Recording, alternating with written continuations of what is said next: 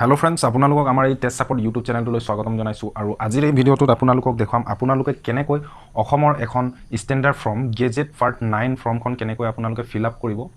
A to Z step আপোনালোকক এটা এটাকৈ আপোনালোকক দেখাই গৈ আছো সো ভিডিঅ'টো দেৰি নকৰি আজিৰ ভিডিঅ'টো আৰম্ভ কৰোৱা হওক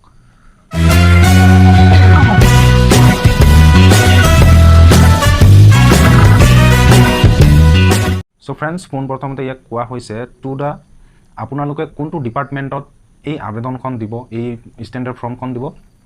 ইয়াতে আপোনালোকক এণ্টাৰ কৰিব লাগিব যেহেতুকে মই district and session judge Dibrugarh ডিপাৰ্টমেণ্টত দিব বিচাৰিছোঁ সো মই ইয়াত এণ্টাৰ কৰি লৈছোঁ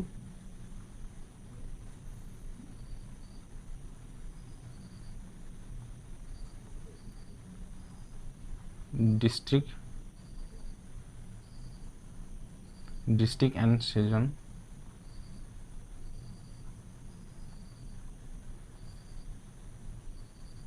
District and season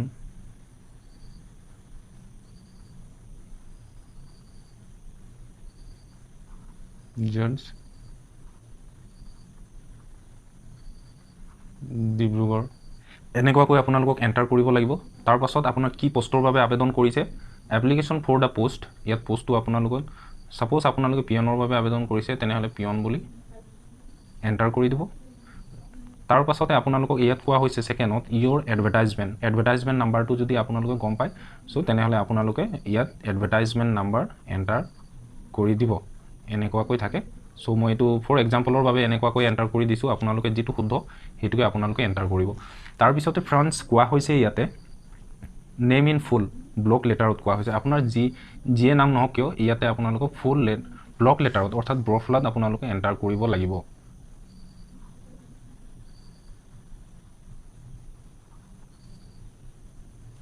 এনেকুৱাকৈ ফুল ব্লক লেটাৰত আপোনালোকক এণ্টাৰ কৰিব লাগিব আপোনাৰ প্ৰেজেন্ট এড্ৰেছ কি তাকো ইয়াত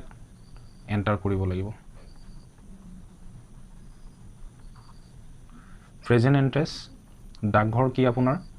পিন নম্বৰ কি গুটেইখিনি এণ্টাৰ কৰিব লাগিব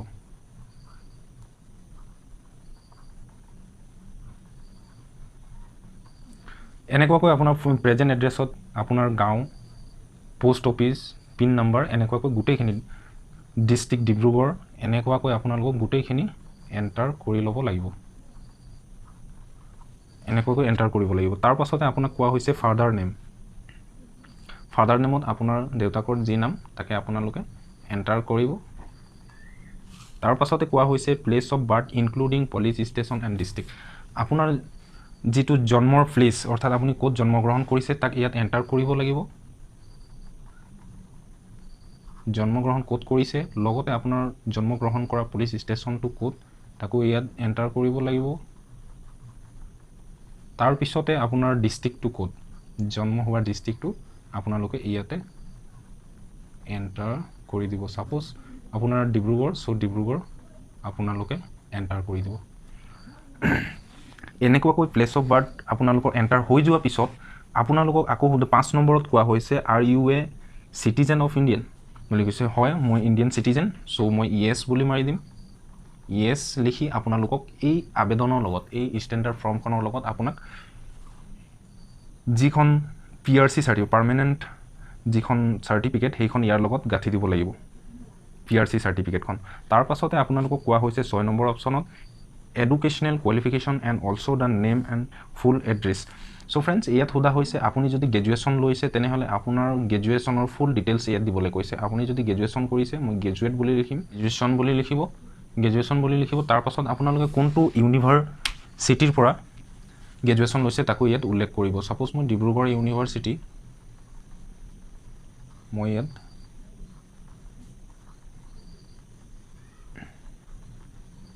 ইউনিভাৰ্সিটি বুলি লিখি দিম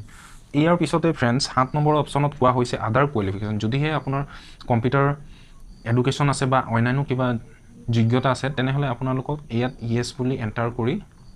লগত ইয়াত কম্পিউটাৰ সাৰ্টিফিকেট বুলি লিখি দিব লাগিব তাৰ পাছত আপোনাৰ এই আবেদনৰ লগত গাঠি দিব লাগিব সো মোৰ নাই তেনেহলে মই নো বুলি ইয়াত মই নো বুলি ইয়াত এণ্টাৰ কৰি দিম সো এনেকুৱাকৈ তাৰ পাছত 8 নম্বৰ অপচনত কোৱা হৈছে community state your religion. Are you member of SC ST? So friends যদিহে আপোনালোকে এসসি বা এসটি ক্যাটেগৰি মানুহ তেনেহলে আপোনালোকে এসসি ইয়েস বুলি লিখি দিলেও হ'ব ইয়েস বুলি লিখি ইয়াৰ লগতে ফৰ্মখনৰ লগত আপোনাৰ যিখন কাষ্ট সাৰ্টিফিকেট সেইখন গাঁঠি দিব লাগিব তাৰ পাছতে 9 নম্বৰ অপচনত কোৱা হৈছে yes on the 1st January 2022 suppose আপুনি এইটো বছৰ এপ্লাই কৰিছে তেনেহলে 22 ভৰাই আপোনাৰ 1st জানুৱাৰী লৈকে আপোনাৰ বয়সটো কিমান হৈছে হেতু হিসাব কৰি আপোনালোকে ইয়াত এন্টাৰ কৰি দিব সাপোজ মোৰ 27 সো মই 27 এনেকুৱাকৈ এন্টাৰ কৰি দিম এনেকুৱাকৈ এন্টাৰ কৰি তাৰ পাছতে আপোনাক কোৱা হৈছে 10 নম্বৰ অপচনত প্ৰেজেন্ট অকুপেশন ইফ এনি যদিহে আপুনি বৰ্তমান কিবা কৰি আছে তেনেহলে ইয়াত কি কৰি আছে হেতু ইয়াত উল্লেখ কৰিব যেহেতু মই একো কৰা নাই সো মই নো বুলি ইয়াত এন্টাৰ কৰি দিম তাৰ পাছতে ফ্ৰেন্ডস 11 নম্বৰ অপচনত ইয়াত উল্লেখ কৰিছে প্ৰিভিয়াস এপইন্টমেন্ট হেল্ড যদিহে ফ্ৰেন্ডস আগতে আপুনি যিকোনো সৰকাৰি চাকৰি বা এপইন্টমেন্ট লেটাৰ পাইছে তেনেহলে ইয়াত ইয়েস দিব অন্যথা আপোনালোকে নো বুলি এন্টাৰ কৰি দিব পাৰে তাৰ পাছতে কোৱা হৈছে ফ্ৰেন্ডস 12 নম্বৰ অপচনত are you a temporary retrenched person of a temporary deputy commissioner of government of Assam answer yes or no so friends ইয়াত কোৱা হৈছে যে আপুনি সৰকাৰি চাকৰি বা গভৰ্ণমেন্টৰ কিবা টেম্পৰেৰী হিচাপে কাম কৰিছে নেকি সো ইয়াত মই নাই কৰা সো মই নো বুলি এন্টাৰ কৰি দিম তাৰ পাছতে ইয়াত are you a trained in a member of a NCC so friends ইয়াত কোৱা হৈছে যে আপুনি যদিহে এনসিসি ট্ৰেইনিং লৈছে বা কিবা আপুনি এনসিসিত কৰিছে তেনেহলে ইয়াত ইএস দিব আৰু ডেসক্ৰিপচন অলপ বহাই লিখি দিব সো ফ্ৰেন্ডস মই নাই কৰা হেতু কাৰণে মই নো বুলি ইয়াত এন্টাৰ কৰি দিছো তাৰ পাছতে ফ্ৰেন্ডস ইয়াত কোৱা হৈছে name of the employment exchange and register number so friends ইয়াত এমপ্লয়মেন্ট আপোনাৰ যেটো এমপ্লয়মেন্ট এক্সচেঞ্জ অফিস আছে নামটো ইয়াত দিব নামৰূপ যেহেতু মোৰ নামৰূপ পৰে কাৰণ মই নামৰূপ লিখি মোৰ ৰেজিষ্ট্ৰেচন নাম্বাৰ যেটো ইটো মই ইয়াত এন্টাৰ কৰি দিম এনেকুৱাকৈ আপোনালোকক ৰেজিষ্ট্ৰেচন নাম্বাৰটো এন্টাৰ কৰি দিব লাগিব তাৰ পাছতে কোৱা হৈছে দা নেম অফ দা এছেম্বলি কোৱা হৈছে কনস্টিটিউট তো আপোনাৰ যেটো বিধানসভা এটো ইয়াত উল্লেখ কৰি দিব আপোনাৰ জিয়ে বিধানসভা পৰিব তাকে ইয়াত উল্লেখ কৰি দিব এনেকুৱাকৈ গুটেইখিনি এন্টাৰ হৈ যোৱা পিছত ফ্ৰেন্ডস আপোনাক এন্টাৰ কৰিব লাগিব ইয়াত কৈছে I am candidate for the post আপুনি কি পোষ্টৰ বাবে আবেদন কৰিছে এই পোষ্টটো ইয়াত লিখিব সাপোজ মই এসিস্টেন্টৰ বাবে মই আবেদন কৰিছো সো মই এসিস্টেন্ট লিখিলো